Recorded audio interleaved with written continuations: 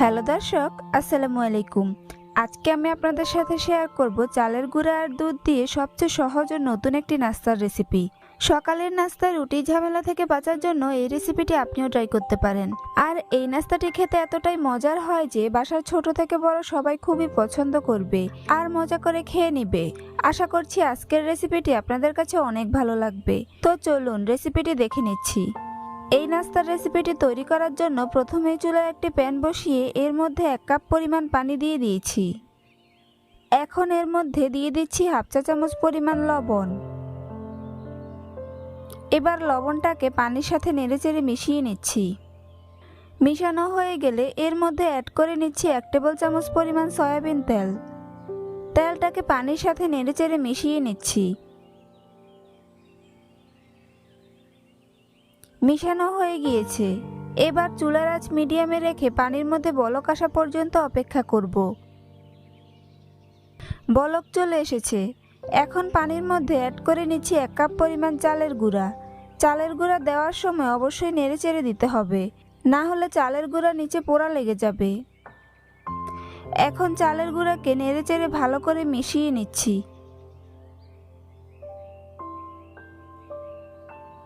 মিশানো হয়ে গিয়েছে। এখন এগুলোকে চুলা থেকে নামিয়ে ঠান্ডা করে নিব। চালের গুঁড়ার মিশ্রণটি চুলা থেকে নামিয়ে একটি পাত্রে ঢেলে ঠান্ডা করে নিয়েছি। এখন এগুলোকে হাত দিয়ে মথে নাস্তার জন্য একটি ডো তৈরি করে নিব। আমরা রুটির জন্য সাধারণত যেই ডোটা তৈরি করে থাকি, এই নাস্তার ডোটা তার থেকে একটু বেশি শক্ত হবে। তাই আমি 1 কাপ চালের গুঁড়ার জন্য 1 কাপ পানি ব্যবহার করেছি।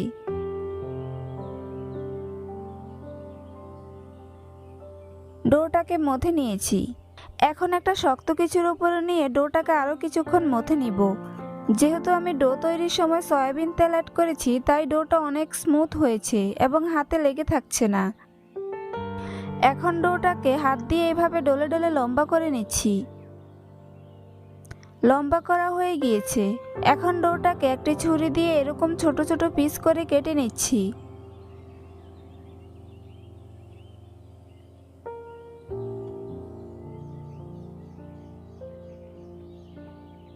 সবগুলো পিস কাটা হয়ে গিয়েছে।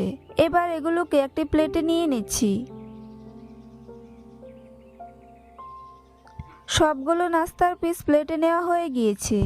এখন নাস্তা তৈরির জন্য চুলায় একটি প্যান বসিয়ে দিয়েছি। এবার প্যানের মধ্যে দিয়ে দিচ্ছি হাফ লিটার পরিমাণ লিকুইড মিল্ক। এখন দুধটাকে কিছুক্ষণ নেড়েচেড়ে জাল করে নিব।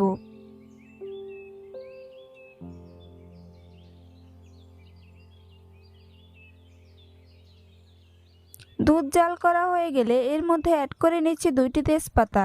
তেজপাতাগুলোকে আমি মাঝখান থেকে ছিঁড়ে নিয়েছি। দিয়ে দিচ্ছি 2 টুকরো দারচিনি। এরপর দিয়ে দিচ্ছি 3টি এলাচ। এলাচের মুখগুলোকে সামান্য ছিলে নিয়েছি। দিয়ে দিচ্ছি 1 চিমটি পরিমাণ লবণ। সবশেষে দিয়ে দিচ্ছি 1/4 কাপ পরিমাণ চিনি। আপনারা মিষ্টি বেশি পছন্দ করলে চিনির পরিমাণ বাড়িয়ে নিতে পারেন। এখন সবগুলো উপকরণকে খুব ভালো করে নেড়েচেড়ে মিশিয়ে নিব। মিশানো হয়ে গেলে এর মধ্যে কেটে রাখা নাস্তার পিসগুলো দিয়ে দিচ্ছি।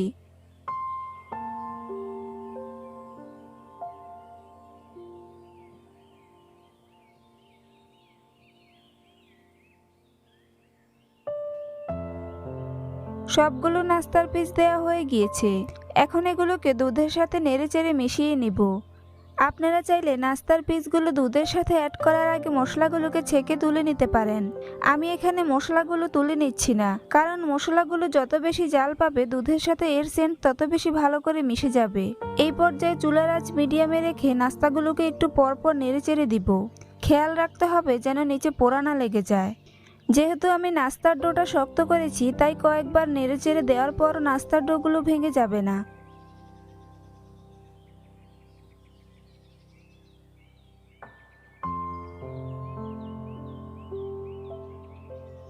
এভাবে কয়েকবার নেড়েচেড়ে নাস্তাগুলো 10 মিনিটের মতো জাল করে নিব।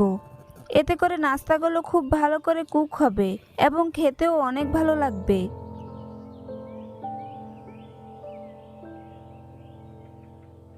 10 মিনিট পর নাস্তাগুলোকে চুলা থেকে নামিয়ে একটি পাত্রে ঢেলে ঠান্ডা করে নিচ্ছি।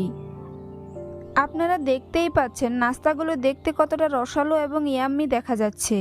আর নাস্তাগুলো দেখতেই যে শুধু ইয়াম্মি হয়েছে তা কিন্তু নয়, খেতেও অসম্ভব মজার হয়েছে।